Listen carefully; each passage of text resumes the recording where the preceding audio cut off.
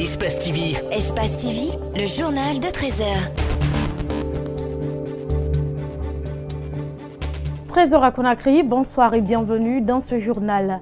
Hausse du prix du carburant, l'opposition guinéenne apprête à accompagner les forces sociales pour faire fléchir le gouvernement. Cette dynamique sociale prévoit une nouvelle marche le mardi prochain, appelée la Marche verte.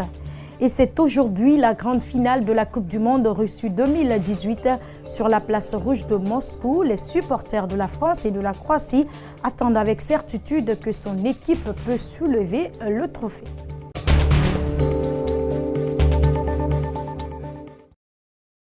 Encore une fois, bonsoir. Les forces sociales et syndicats projettent ce mardi une marche verte pour demander la baisse du prix du carburant. L'opposition guinéenne soutient cette dynamique. Dr Faya Milimono et ses amis de l'opposition disent prêts à accompagner les mouvements sociaux jusqu'à satisfaction de leurs revendications. Mohamed Valek-Touré, Lamine Silla. Pour la marche verte du mardi, une marche projetée par les forces sociales et syndicats, Faya Milimono se montre solidaire. Il est prêt à accompagner les forces sociales jusqu'à la satisfaction de leurs revendications.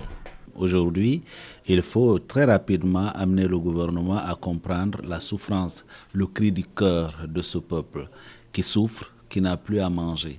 Je trouve que c'est des manifestations qui sont justifiées et nous avons lancé un appel à tous nos militants et à nos sympathisants pour accompagner, n'est-ce pas, les forces sociales qui sont en train de mener ce combat.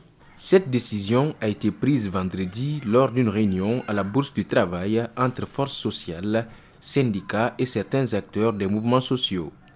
Ils sont prêts à battre le pavé jusqu'à la baisse du prix du carburant.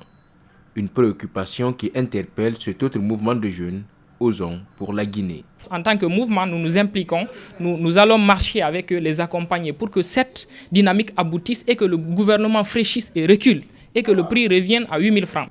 Ils n'ont pas l'intention de se décourager tant que le gouvernement ne tient pas compte de leurs revendications. Et nous sollicitons la réduction du prix du carburant à 8 000 francs guinéens et invitons les forces sociales à la table de négociation. C'est l'appel lancé par l'ambassadeur de la paix au cours d'un entretien ce samedi qu'il a accordé à notre rédaction. Elhadji Guéry Bayabi est revenu sur la marche que projette de faire l'opposition le jeudi prochain. Il leur demande de prioriser la négociation avec le gouvernement pour le bonheur des citoyens. Alseni Bari, Yacouba Traoré. L'actualité guinéenne le préoccupe et il le fait remarquer. Le train de vie des Guinéens devient de plus en plus bas.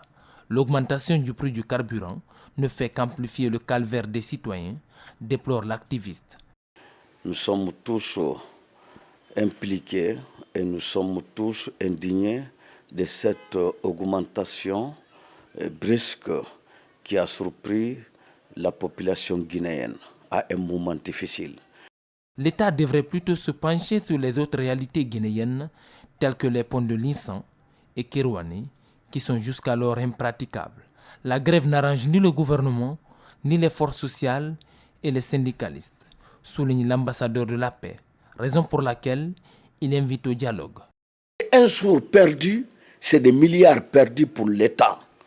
Des jours perdus au port guinéen, sur les routes guinéennes, c'est des milliards perdus pour l'État. Et pourquoi à ne pas penser à tout cela, négocier au moment où il faut négocier? Il faut tout faire. Il faut tout faire pour que le dialogue soit au-dessus de tous les problèmes de riz. La marche de l'opposition l'inquiète. Le pays est fragile et son plus gros souci est le nombre de morts et de blessés enregistrés lors des manifestations. Il appelle donc le gouvernement et l'opposition à l'entente pour le bonheur des populations. Nous devons privilégier entre nous les Guinéens. Nous n'avons pas besoin de faire venir l'Union européenne pour parler entre les Guinéens. Nous n'avons pas besoin de faire venir les Nations unies pour parler entre les Guinéens, ni la CEDEAO. Nous sommes suffisamment mieux de parler entre nous pour que le pays puisse vraiment sortir une fois dans cette crise longue, trop longue, et ça devient insupportable. Désormais, les yeux sont tournés vers les différents protagonistes pour savoir si les appels seront entendus. Et puis, c'est une réponse authentique que les cadres du RPG Arc-en-Ciel ont envoyé à tous ceux qui veulent projeter les manifestations dès la semaine prochaine. D'ailleurs, ils félicitent le rassemblement qui a caractérisé l'Assemblée générale du parti ce samedi à Gbessia. Je propose de suivre Bani Sangaré au micro de Makiso. Venir ici, du haut de cette tribune, remercier très chaleureusement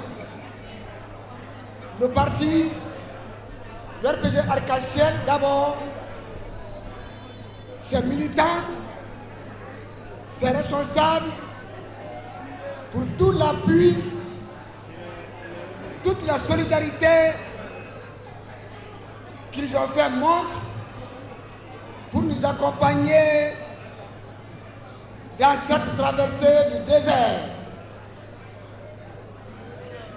Merci à tous. Cette grande mobilisation montre à juste titre que les militants du RPG sont toujours debout, toujours mobilisés derrière un idéal. L'idéal qui vise à changer pour que la Guinée devienne un pays émergent.